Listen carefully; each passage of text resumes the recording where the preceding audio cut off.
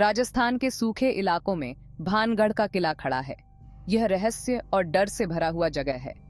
यहाँ के लोग और जो भी घूमने आते हैं वो सब प्राचीन श्राप और भूतों की कहानियां सुनाते हैं।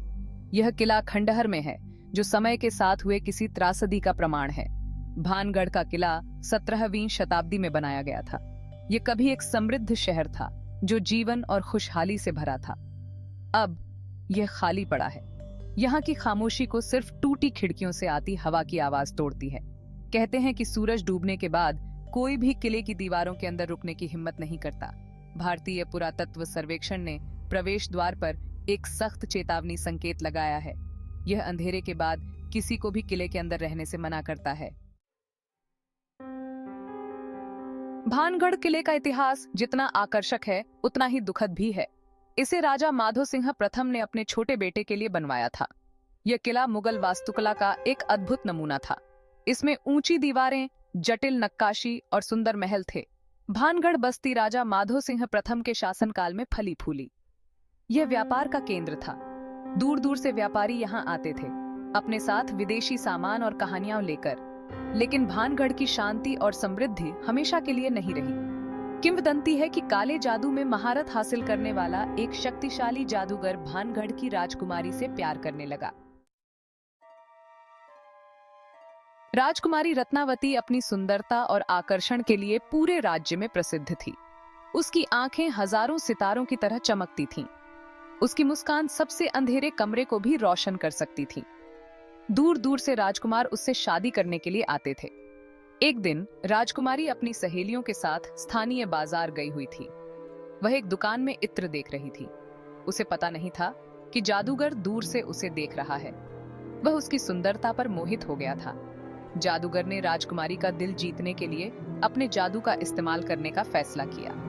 उसने इत्र की एक शीशी पर जादू कर दिया।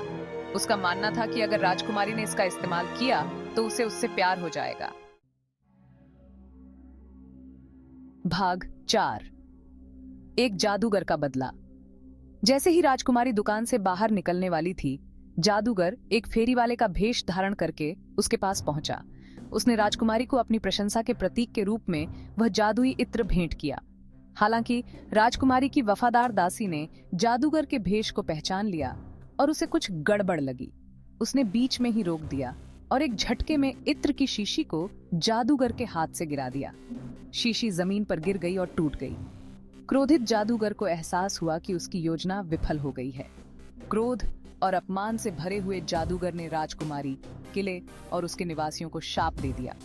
उसने घोषणा की कि भानगढ़ नष्ट हो जाएगा। इसकी दीवारों के भीतर किसी भी आत्मा को शांति नहीं मिलेगी। भाग 5। भूतों का गांव। ऐसा कहा जाता है कि जादूगर द्वारा श्राप देने के तुरंत बाद भानगढ़ के पास एक भयंकर युद्ध छिड़ गया।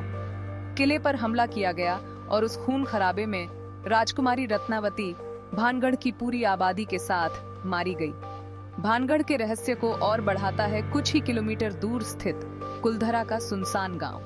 कुलधरा के ग्रामीण रातों रात गायब हो गए, अपने घर और सामान पीछे छोड़ गए।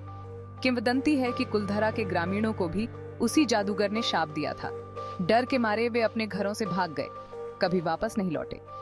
आज तक कुलधरा वीरान पड़ा है, एक ऐसा भूतिया गांव जो समय के साथ जम गया है।